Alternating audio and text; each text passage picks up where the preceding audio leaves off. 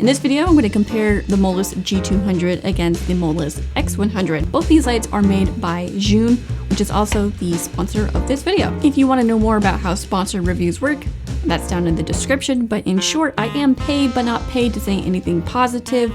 They don't get to tell me what to make or say. They don't get to see this video until you're seeing it, which is right now. Everything I share here is based on my own experience. It's my own opinion. So without further ado, let's get into it, starting off with what do you get when you purchase both of these lights. Just a quick little note that with the X100, there are several different combo kits that you can get. The one that I have is the mid-range one, not the Pro, which is all the accessories. So starting with the X100, of course, you get the light, you get a mini reflector, you get power cables, you get like a little mesh bag to hold the power cables onto the light stand so that they don't just dangle. You get a little lanyard thing. There's a Bowens mount adapter, and then finally a case for everything to go inside. Next up, we have the G200. I did just review this light. Go ahead and check that video out here afterwards if you'd like to watch that. What you get when you purchase this light is, of course, the light, a Bowens mount reflector, power cables, a control box, and a case for everything to go inside. Next up, let's talk about the light features. I'm going to do the ones that they both share and then get into the ones that are different from each other.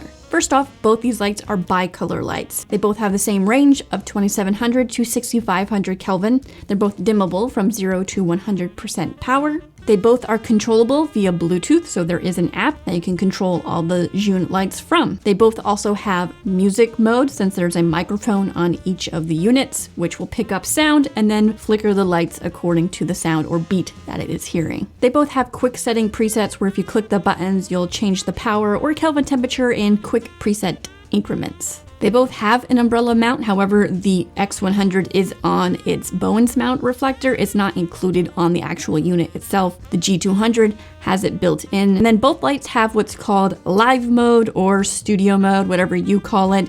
Zhun calls it live mode. On the X100, this is a setting that you select within the light. On the G200, it's not actually built into the light. However, it does have a physical on-off switch, and that is what's going to make it a studio mode light. Now to cover the individual features that each light has that the other does not. On the X100, there are 3 different ways to power the light. There is the DC cables that it does come with, and then in my case, it also comes with that battery bank that you can just attach to the light. You can purchase these battery banks separately. They are about $120. I will link that down in the description as well. And then lastly, you can also power the X100 via USB-C. For mounting the X100, there are 2 different ways you can mount the light. There are 2 quarter-20 mounts on the bottom of the light. And then of course there is the Bowens mount adapter. If you get it separately or get that combo kit with it, it does have its traditional light stand spigot so that you can attach it to light stands. Now for the G200 light, what makes it a bit different is that it does have a Bowens mount just built into the light, so you won't need an adapter for this light. And then it also does boast the feature of a max mode, which will boost the light from a 200 watt light up to a 300 watt light. So you get added intensity and output with the G200. All right, so up next we have light readings, as it's super important for everybody to know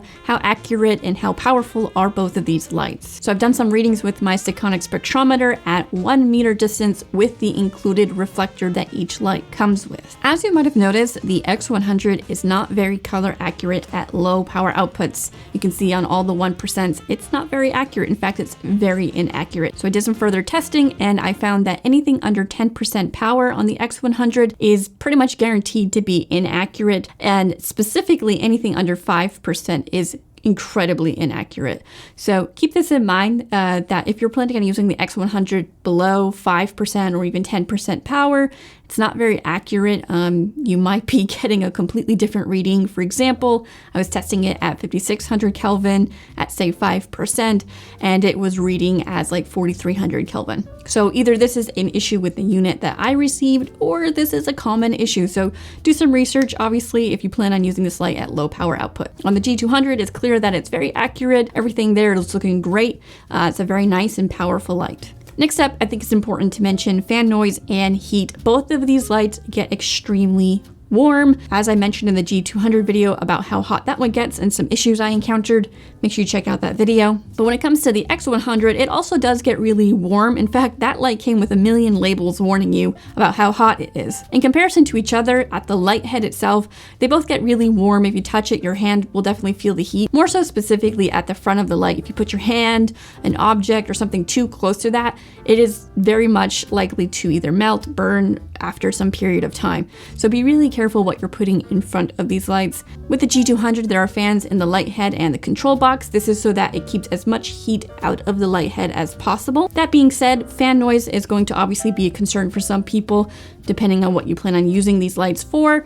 The G200, as I mentioned in the review, is extremely loud, especially in max mode. It's like having a small cooling fan on. It's very noticeable within 10 feet or being in the same room as the light. On the X100, the fans sound incredibly great. They're really quiet, even at 100% output for a period of time. It doesn't really ramp up, and if it does ramp up, you can really barely notice it. Two more things I want to note is light roll off. So let me just show you real quick with the reflector and without the reflector on both of these lights, just so you can see that the X100 does have a bit of a hotspot issue.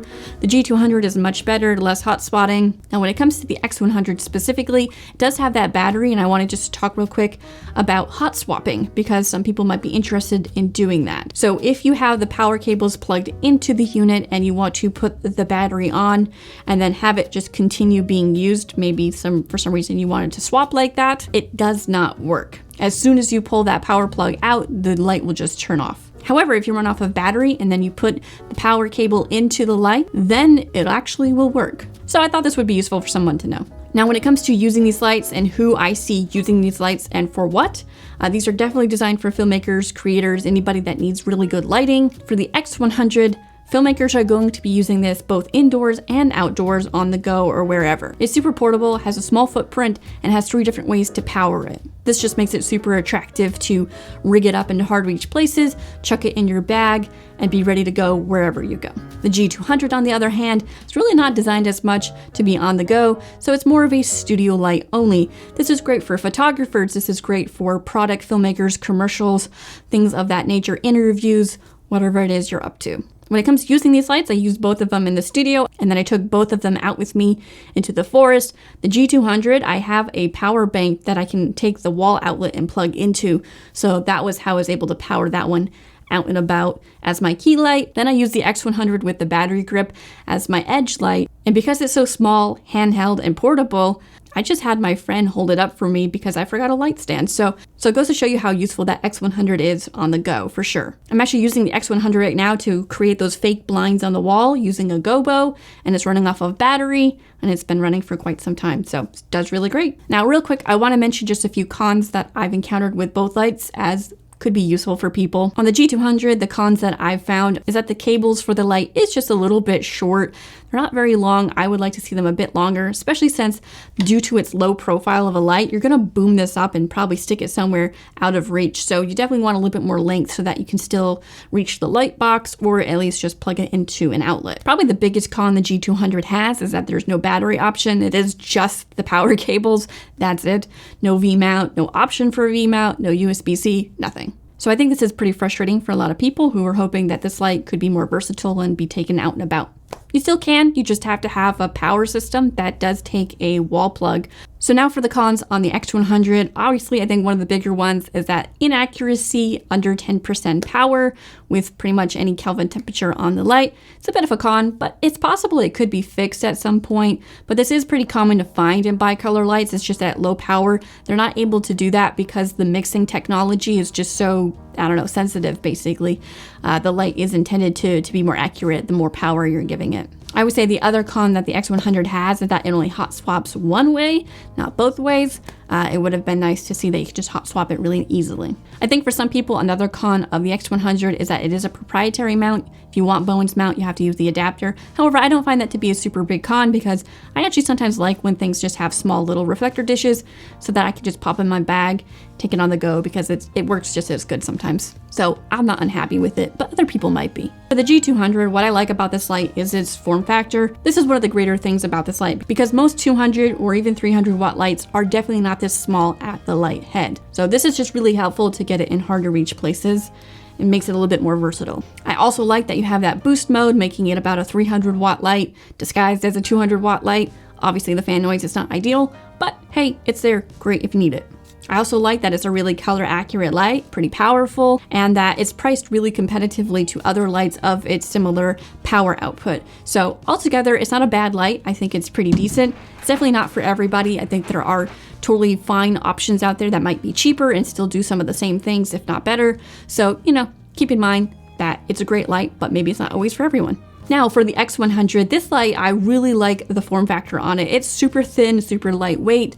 I like that it has 2 /20 mounts on it. You can also use the bones mount as a way to mount it up. But those 1/4-20 mounts are really great for me because I like rigging my stuff up in weird ways. So I'll use magic arms, I'll use monopods, or just other things that I have lying around to get something in a hard to reach place. And this light really checks those boxes. Basically, it's really versatile. It's also super portable because you can just take it. You don't have to use it inside of the case it comes with. You could just chuck it inside your camera bag because it's not taking up much space. I like that there's so many different ways to power it as well. I think this is one of the most attractive things about this light. USB-C, you got the battery grip, which, you know, it doesn't last forever, that battery grip. I think they rate it at like you get 30 minutes if you run the thing at 100% power the whole time. But you know, it's not bad for just on the go. And most of the time I'm going to use it at like 50%, maybe even less if it's just a hard light source. So really, I think it's a really useful light. I like the benefits that it has to offer. Of course, its disadvantage is that it's inaccurate at low output. So really, it's not meant to be, you know, put out at 10% power. It's unfortunate. I think at that point, you're looking at the G60, which I did review on. So maybe I should do a formal comparison between the G60 and the X100 from June. Let me know in the comments if that's something that you'd be interested in. It's just my comparison on those two lights, as I now have all of these lights. Now, if there are questions you have that I wasn't able to answer in this video, go ahead and put them down in the comments. I'll do my best to answer them if I can, or feel free to just say hello. Always like seeing everybody who frequently watches all the videos on the channel. Speaking of which, there are some really exciting videos coming out, so make sure you browse around, watch some old ones if you haven't already, and I will see you in the next video. Boom shakalaka!